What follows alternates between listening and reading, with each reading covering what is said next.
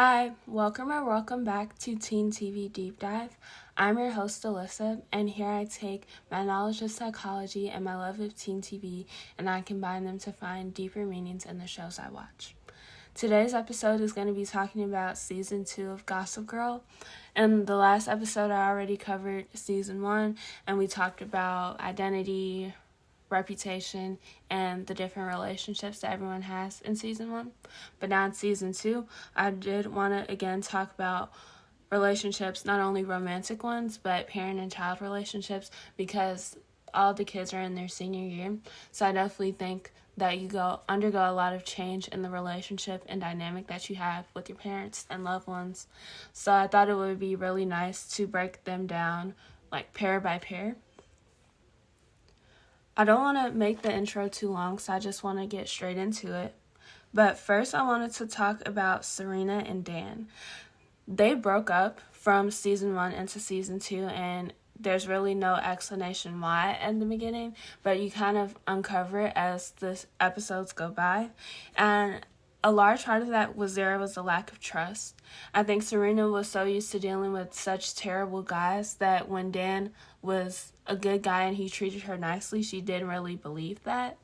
And I feel like Dan felt that their relationship was a little too good to be true because she is so popular and so rich. He doesn't really understand why Serena would like him or even be loyal to him, so he doesn't really trust her to stay loyal or be a good girlfriend. And the fact that they're almost on their way to becoming step-siblings.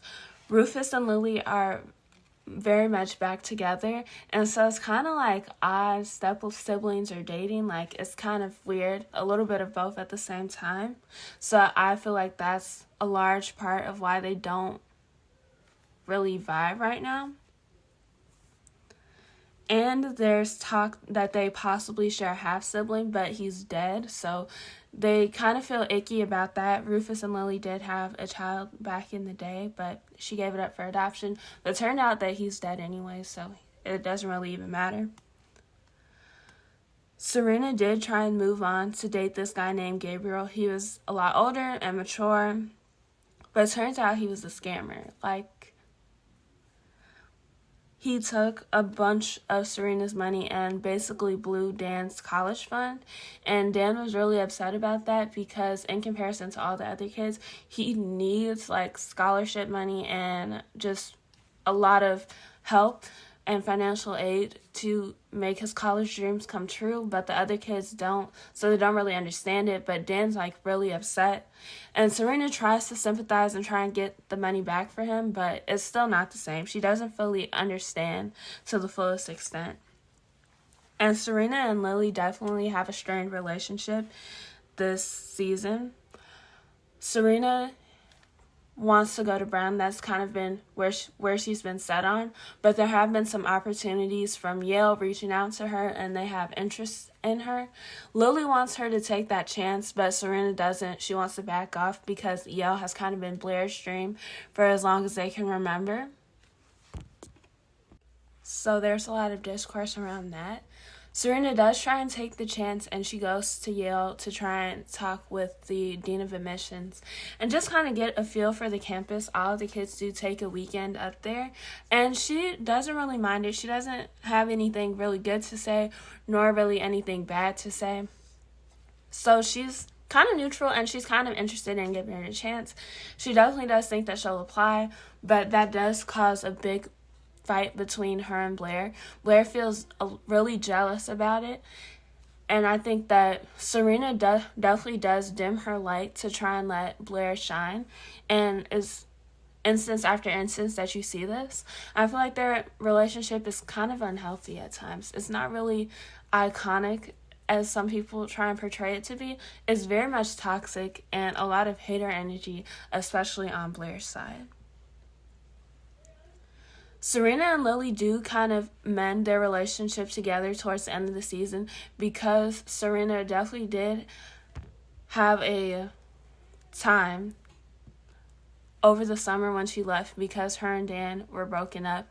And Lily is kind of upset by that, but then at the same time, Serena definitely does feel like Lily puts more energy into her romantic relationships than she does with the relationships between her and her children.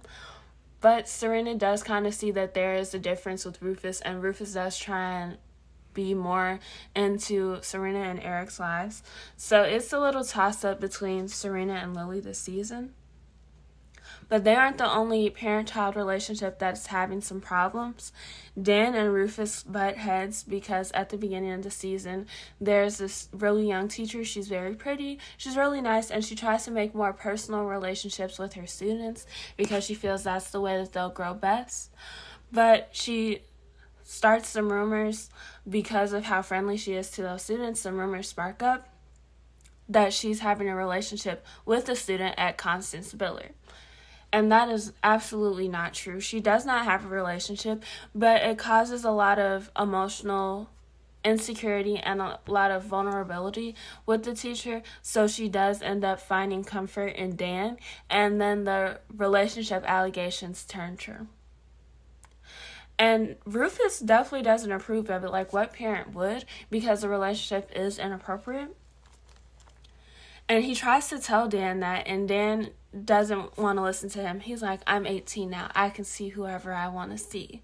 So they do kind of have a little friction between the two of them. And it's constantly just Rufus trying to be a good dad and be more involved in his kids' lives. And for some reason, there's pushback with that. But then you can tell that there are some people like Blair who would more than anything want an attentive parent like Rufus and just an involved parent who truly cares about the welfare of their kid. They don't have it. Moving on to Blair and Chuck. They're obviously very much in love with each other, but they won't say it. Season 2 picks up where Blair has just come back from spending her summer in Paris, and she comes back with this guy. She thinks he's really boring. He goes to like Georgetown, but then he's been lying to Chuck and says that he goes to Princeton, so Blair kind of thinks he's a scammer too. And she really wants to break up with him, but she wanted someone on her arm to try and show off and rub it in Chuck's face. So she tries to hold on to the relationship as best she can. But she, like I said, just doesn't have the interest. He's very much boring. But it turns out he's some form of royalty. I forgot what. I think he's a lord. And he's actually like British and everything else like that. And he's super rich. So when Blair finds that out, all of a sudden she's super interested. And he gets super interesting as well. But Chuck knows deep down that it's really not what she wants.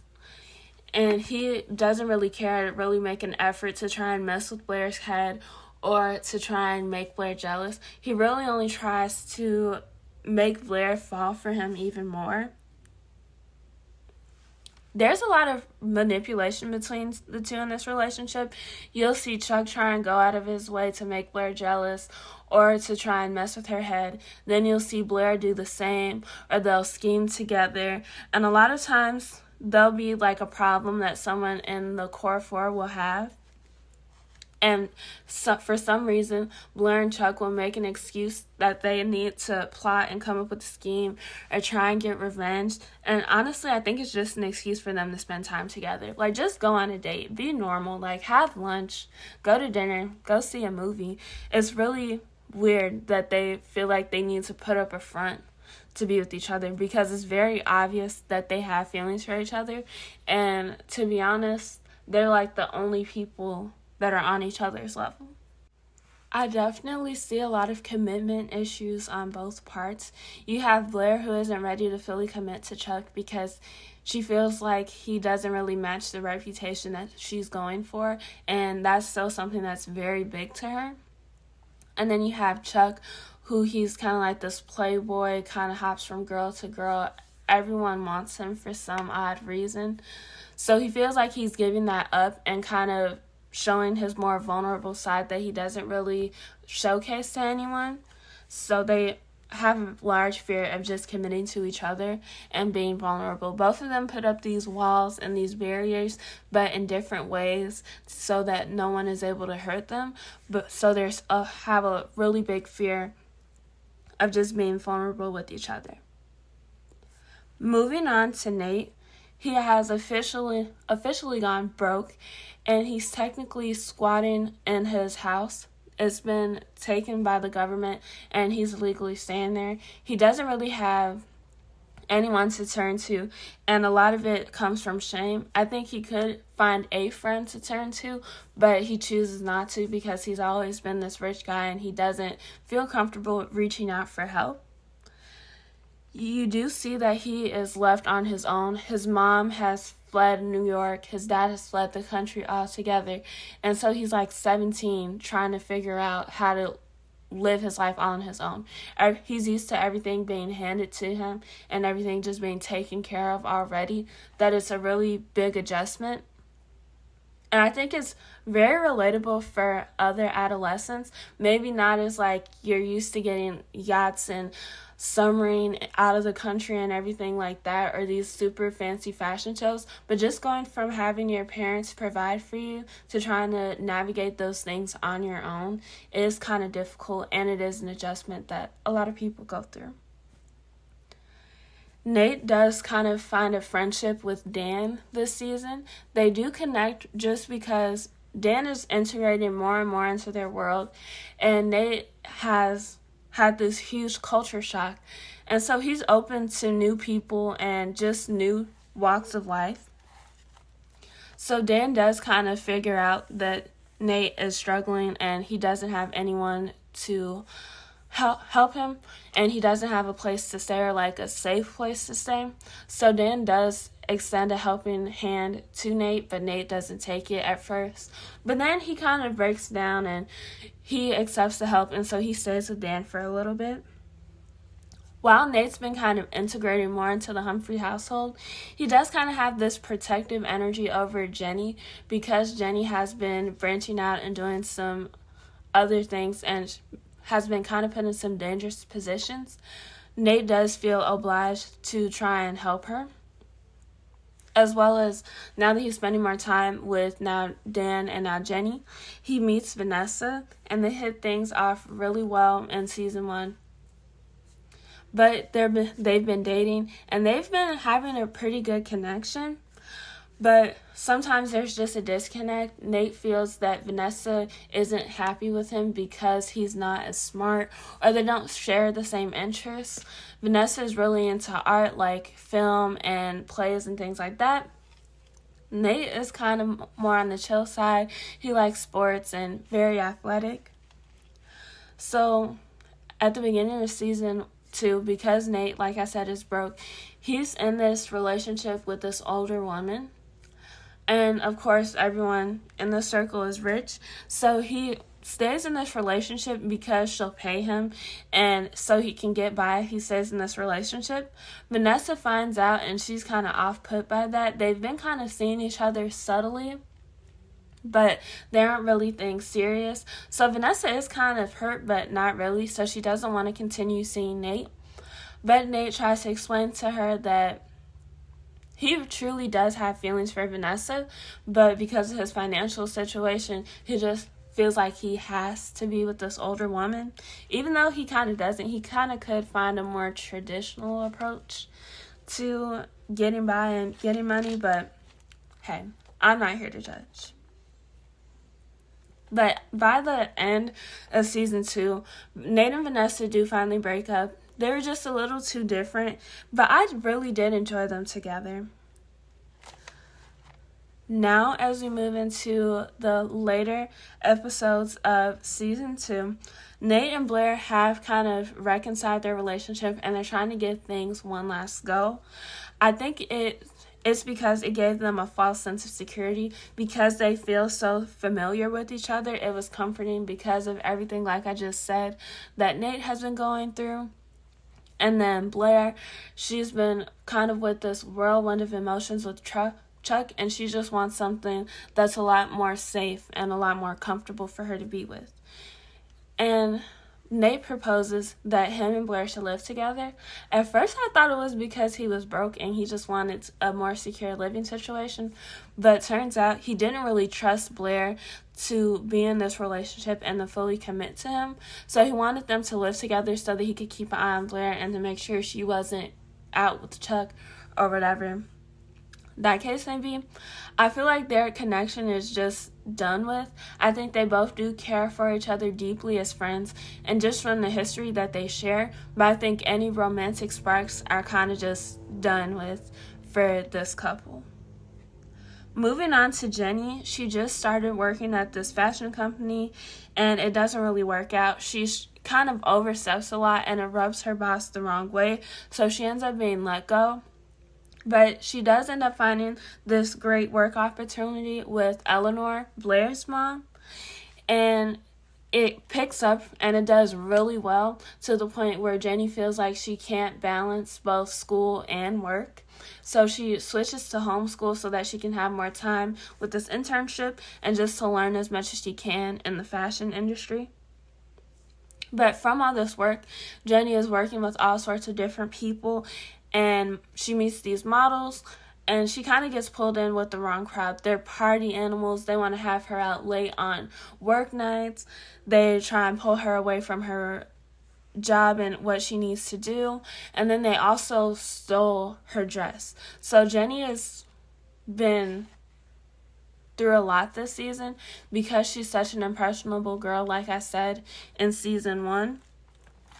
She's kind of easily sucked in to things like that. And you see that Jenny on the outside, but also her inside are changing. Her outside, she kind of wears a lot more black, smoky eyes, just experimenting with her fashion. But at the same time, she is kind of pushing those boundaries that she didn't so much push in season 1 with her parents as well as at school. Her and Blair are kind of at an all-time high with their butting heads. She's definitely trying to go against the rules that they've kind of set and the social hierarchy that is set up in Constance Billard. Now, talking about Gossip Girl, I want us to get into a specific episode and more in depth of that. And it's the episode that I was talking about earlier with Nan. So basically, there is a new teacher. She's been introduced to the school. Her name is Rachel. She wants to find those closer relationships with her students. And from just the rumors itself, Gossip Girl got her fired. And I know later it did turn out true, but Upper East Siders basically ruined her life. Just because they have the power or the roles at the school, they had a PTA meeting basically where they all kind of talked about how they felt and the danger that they felt like their kids were in, even though, like I said, she was not in a relationship with the student at this point. They still believed that and they claimed that, so she got fired. Her life was ruined. She had moved from a small town to the big city and it's already off to a rough start. I think this episode best exemplifies the power that Gossip Girl has already given to powerful people. These kids already have the money, their parents have the notoriety to get them a lot of things that most regular people don't have the chance to get.